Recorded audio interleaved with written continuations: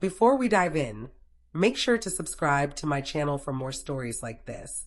My name is Selena Park. I'm 29.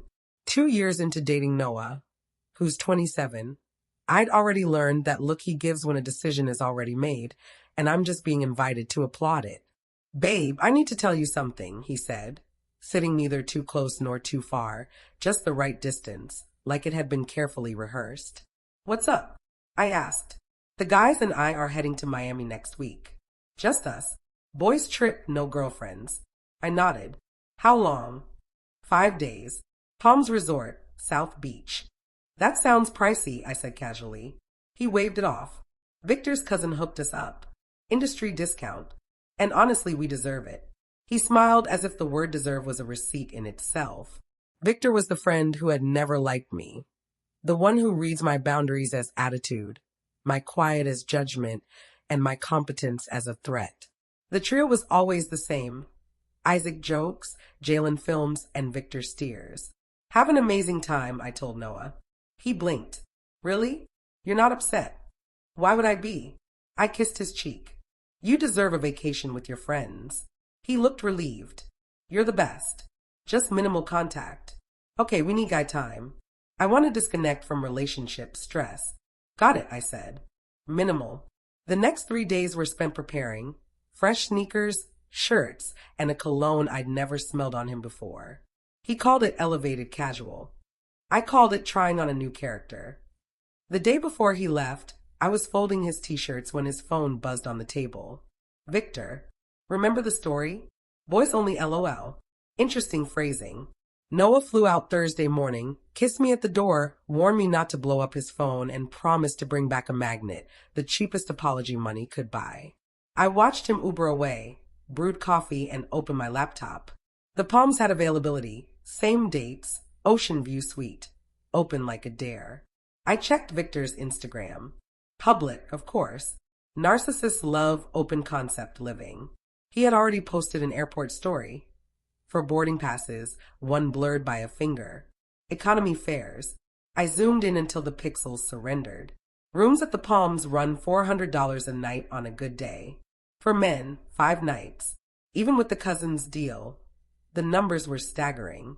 I looked up Victor Cousin Hospitality on LinkedIn. Found a car rental agent at Enterprise. Interesting discount. Then I remembered something Jalen had posted 2 weeks ago.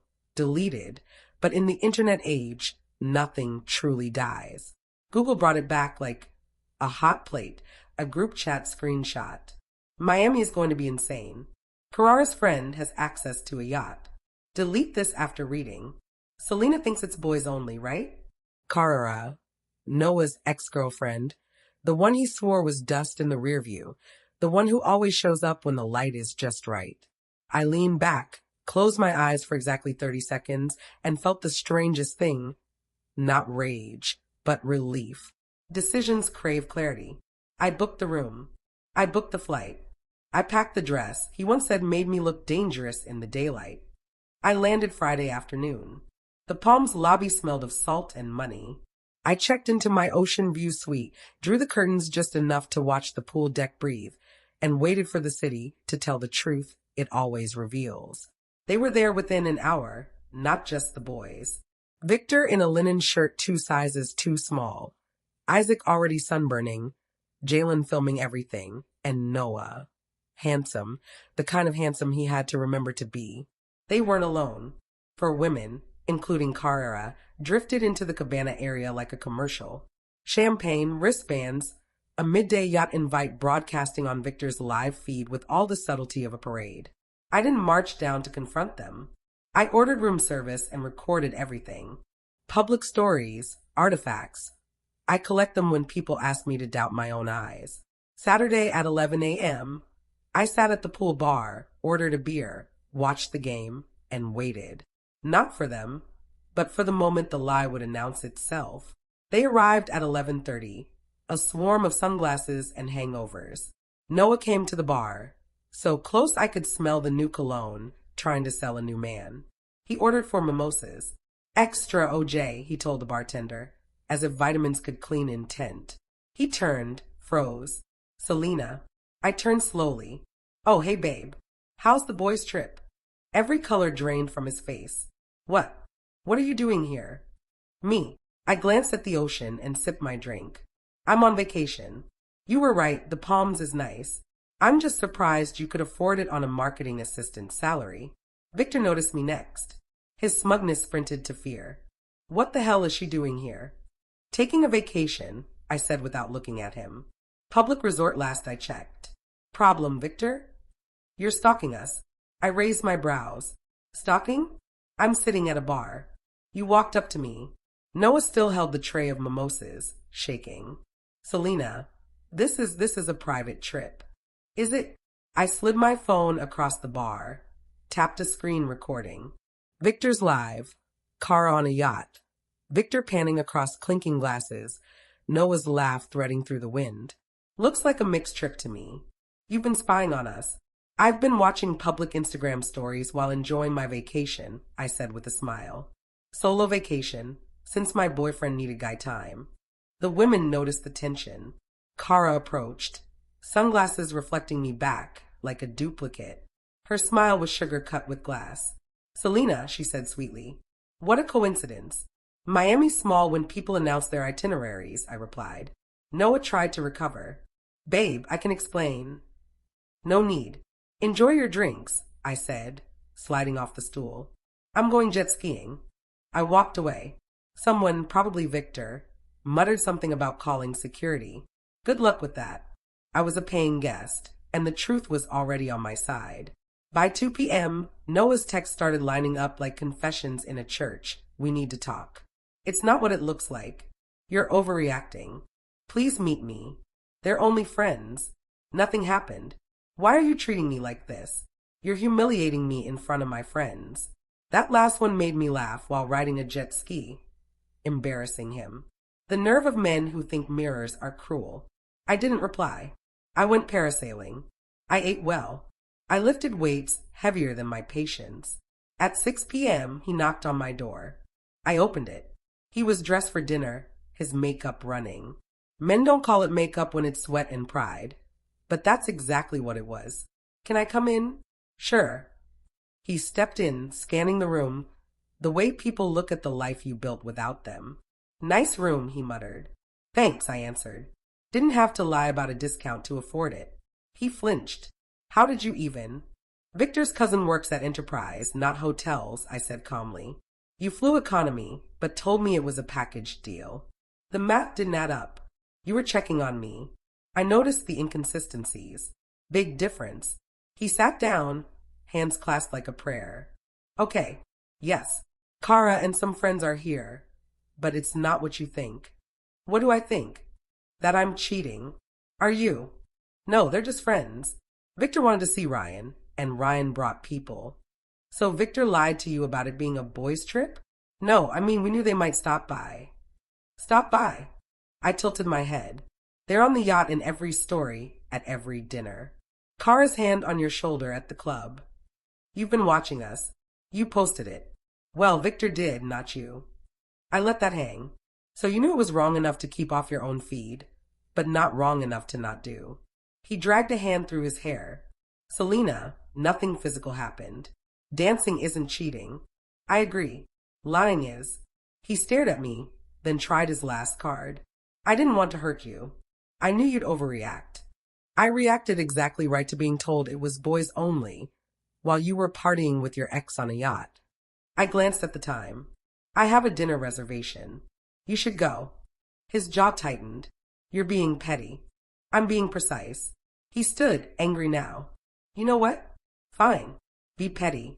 I'll enjoy my trip. You do that. He left. The door clicked shut. I exhaled slowly. Relief again, not because it didn't hurt, but because now it had a name. And Miami was just getting started. By morning, the story had shed its skin. Noah wasn't embarrassed by his lie. He was repackaging it. Victor posted a string of neon slides about controlling partners who won't let men breathe.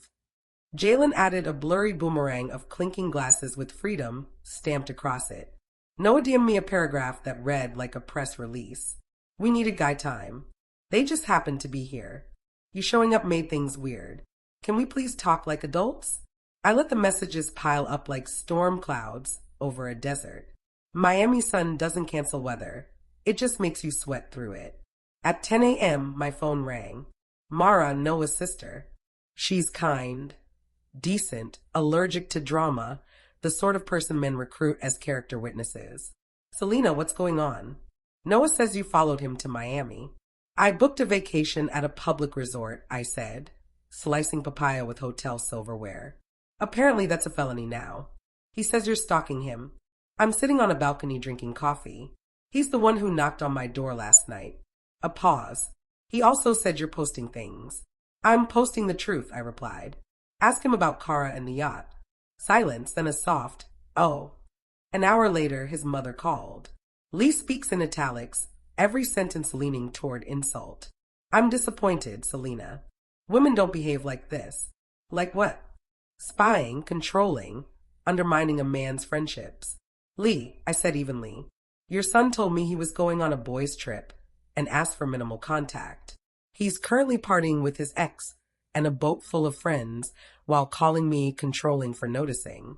If that's your bar for womanhood, I'm too tall for it. She exhaled through her nose and hung up. I didn't save the number when it rang again. Lit. By noon, Victor went nuclear. A carousel. Slide 1. Toxic girlfriends hate male friendship. Slide 2. Stalker behavior is not love. Slide 3. A subtweet without names. Imagine buying a plane ticket to ruin someone's vacation. Yikes. He forgot I keep archives. I made one story. Just one. Panel A. His boys only text thread. Remember the story. Boys only. LOL. Panel B. Victor's public live from the yacht. Kara's laugh in the wind. Noah's hand in the frame. Panel C. Noah's minimal contact message timestamped, overlaid with alignment control. I added no captions. None were needed. 10 minutes later, my DMs turned into a neighborhood watch. Friends of friends, people who had watched this dynamic and stayed silent. Good for you. Finally, he's been playing both sides forever. One message from a woman I didn't know. I dated Noah in college. He loves plausible deniability. I'm sorry. At 2 p.m., resort security called my room. Mississippi Park, we received a complaint you're filming guests without consent. I'm screen recording public live streams, I said. It's like clipping the news. I can stop if Victor does. A sigh. Professional. Please be respectful of other guests. Always, I said, and went to the pool. Then Noah pivoted to proximity. I saw him everywhere. That wasn't my business. At the gym, on a treadmill, matching my pace until I stepped off. At the spa entrance, pretending to read a menu like he could pronounce the lasso therapy. In the lobby, hovering at the concierge desk, asking hypothetical questions about guest privacy. The thing about people who accuse you of stalking is they understand the mechanics. That evening, he found me at the rooftop lounge. The sky was pink at the edges, like it had read a love poem and didn't know what to do with it. I'd befriended a bachelor party from Chicago. The quiet ones, not the chaos. One of them, Evan, laughed with his whole face and paid for his own drinks without announcing it like charity. Noah approached, jaw clenched, voice soft. We need to talk. I gestured to an empty chair at a table 10 feet away. You can talk over there. Selena, come on. He leaned closer. You're making me look crazy. You're doing a fine job on your own. He swallowed. Nothing happened with Kara. You keep saying nothing. Like I asked for a lab result, I said. I asked for honesty. You brought me a loophole. He stood there as the sun finished setting, waiting for the old me, the agreeable me, to show up. She didn't. She'd gone to bed early the night before and left no note. He retreated, muttering about pettiness and public scenes, somehow forgetting his entire vacation was a public scene. By the time the moon was over the water, Victor had moved the party to the club. I went because I wanted to with the Chicago crew. The bass made the floor vibrate. I danced with gravity. Evan had rhythm. I had curiosity. It felt good to be held by a song that didn't demand an excuse. That's when I felt the stare. Kara lingered at the edge of the dance floor, sizing me up like a gem appraiser. She stepped closer, her smile flawless. Selena, she said, voice dripping with honey. I hope there are no hard feelings. About what? I asked. My presence or his lies? She gave a faint shrug. Miami is Miami, she murmured. Truth is truth, I replied. Even in Miami. Her lips tightened. He said you were intense. Men call women intense when we remember details they hoped would fade into fog, I said. She tilted her head, as though I had just invented a new word. Take care, she said, a phrase that really means take warning. She walked away, leaving behind a trail of perfume and questionable choices. Minutes later, Noah arrived, flanked by Victor. You're trying to ruin my trip, he accused, his voice cutting through the bass. I'm standing under a disco ball, I said. If that ruins your trip, maybe your trip was fragile. You're supposed to be upset, he blurted. And there it was, the raw, unguarded truth breaking free. You're supposed to miss me, he said. Ah, I replied softly. That's the story you wrote. I'm not in it. Victor waved for security. She's harassing us. A guard stepped between us, looking bored. Everyone, enjoy your night. He glanced at me.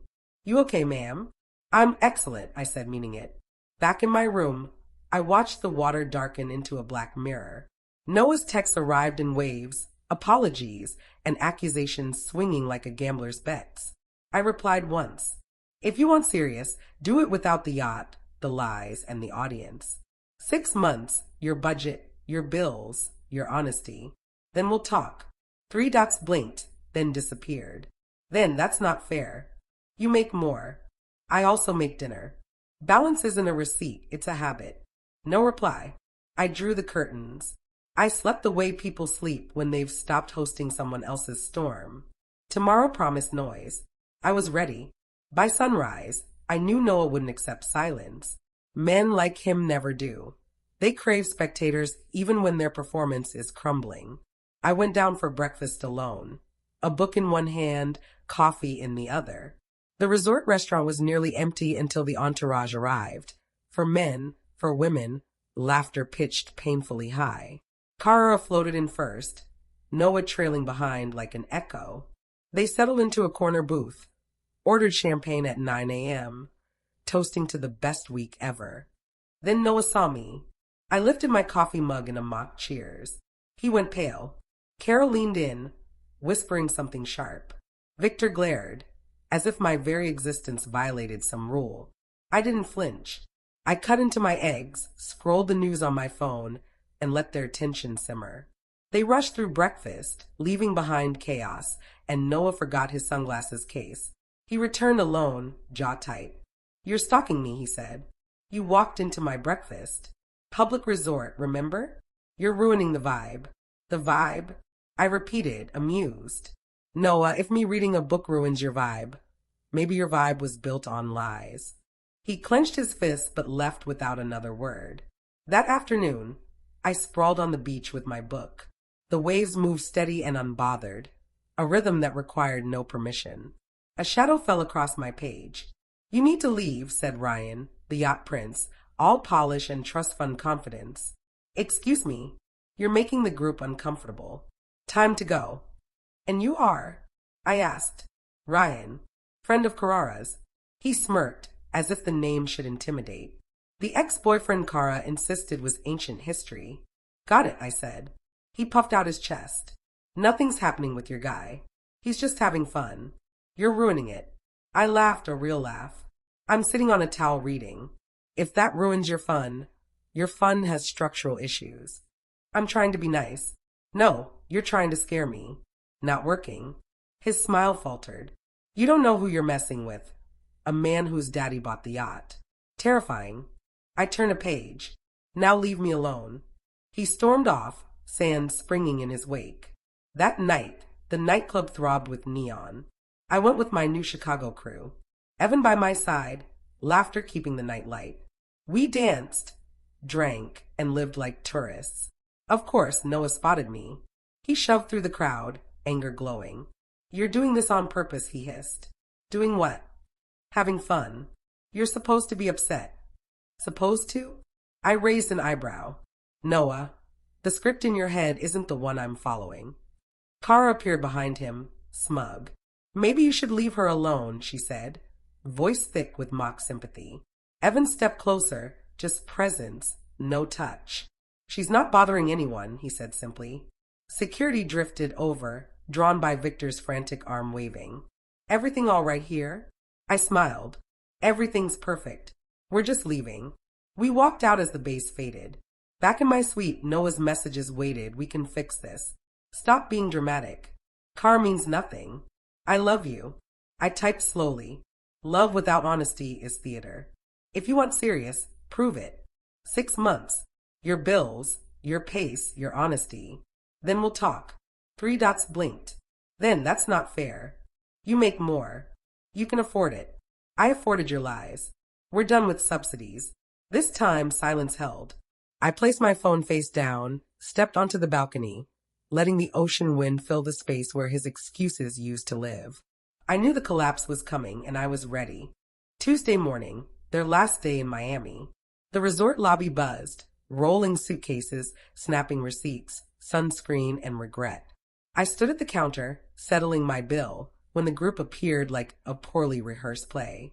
Victor led the charge, Kara clinging to Ryan, Noah trailing, hollow-eyed. They didn't see me at first. I watched them order lattes like nothing had burned down. Then Noah noticed me. He froze, then tried to recover. I raised my coffee cup in a silent toast. Kara whispered something sharp, and the crew shuffled out. A parade no one came to see. But in their rush, Noah left his duffel. He returned 5 minutes later. You won, he said bitterly. There was never a game, I replied. Only a lie. You played yourself. You ruined everything. No, I said softly. You ruined everything.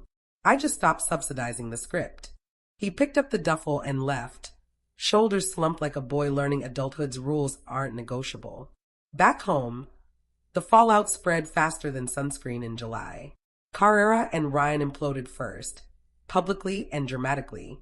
She accused him of distraction. He accused her of clinginess. Their Instagram breakup became community theater. Victor tried one last smear campaign about toxic women who can't handle men's independence, only to be dragged in his own comments. Receipts don't forget. Noah sent a 4-page email. Paragraph 1, itemized contributions, dinners, 1 birthday gift. Paragraph 2, a request for me to help cover his car repairs. Paragraph 3, the trip as a test of my love. Paragraph 4, I know you still want me. I replied in 2 words, access revoked. Days later, he showed up at my building. Security escorted him out. The next morning, a wilting bouquet arrived at my office. I gave it to the receptionist. His mother called again, sweet and venomous. Selena, don't throw away 2 years. Lee, I said gently, your son did the throwing. I just stopped catching. She hung up, as always. And then the quiet came. Text slowed, DMs dwindled. His face receded like a bad dream leaving at dawn. I went for coffee with Evan one weekend. He drove himself, paid for his own latte, asked about my work, not his reflection. He laughed at my sarcasm and didn't need me to footnote my worth. We didn't talk about forever or commitment, just today, and that was enough. Weeks later, my mom met him. She smiled, leaned close, and whispered, this one knows how to carry his own weight. Exactly, I replied. As for Noah, I hear occasional rumors. He moved back in with his mother, posting motivational quotes. Kara blocked him after he slid back into her DMs. Victor unfollowed everyone once the jokes stopped landing. The story crumbled without me holding it up. The last text I ever got from Noah came from an unknown number. You ruined my life. I really did love you.